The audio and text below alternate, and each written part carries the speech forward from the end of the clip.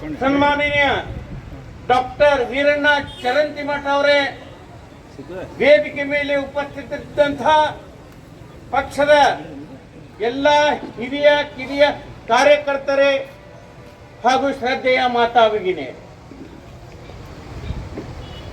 ನಾಗೇಂದ್ರ ಅವರ ರಾಜೀನಾಮೆ ಕೊಡಿಸುವ ಸಲುವಾಗಿ ಇವತ್ತು ಭಾರತೀಯ ಜನತಾ ಪಾರ್ಟಿಯ ಹೋರಾಟ.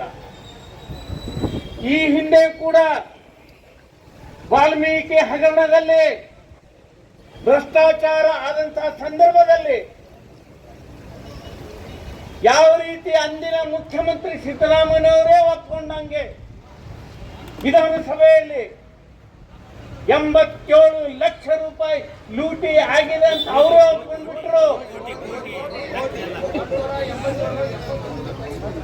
ಚರಂತಿಮಠ ಅವರು ಹೇಳಿದ ಹಾಗೆ ಇವ ಒಬ್ಬವ ಸಿಕ್ಕಾನ, ಇನ್ನೂ ಸಿಗ್ಲಾರ್ದವ್ರು ಬಹಳ ಮಂದಿ ಅದಾರೆ. ಈ ಸರ್ಕಾರನೇ ರಾಜೀನಾಮೆ ಕೊಟ್ಟು ಹೋಗ್ತಕ್ಕಂಥ ಸಂದರ್ಭ ಇವತ್ತು ಒದಗಿ ಬರ್ತದೆ.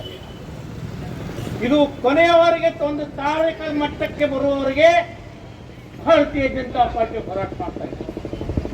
ಕಾಂಗ್ರೆಸ್ಸಿನ ಈ ಮಾನಸಿಕತೆ ಏನಿದೆ ಅದರ ವಿರುದ್ಧ ಹೋರಾಟ. ಕೇವಲ ಒಬ್ಬ ನಾಗೇಂದ್ರ ಅಲ್ಲ, ಇಂಥ ಭ್ರಷ್ಟರು ಎಷ್ಟು ಜನ ಸೇರಿದ್ದಾರೆ. ಸಂವಿಧಾನದ ಪುಸ್ತಕವನ್ನು ಖಾಲಿ ಪೇಜ್ಗಳನ್ನು ಇಟ್ಟುಕೊಂಡು ಜನರ ಎದುರಿಗೆ ತೋರಿಸ್ತಾ ಸಂವಿಧಾನದ ಹೆಸರಿನಲ್ಲಿ ಅಸಂವಿಧಾನ ಕೆಲಸ ಮಾಡತಕ್ಕಂಥ ಈ ಕಾಂಗ್ರೆಸ್ ನಾಯಕರಿಗೆ ಧಿಕ್ಕಾರ.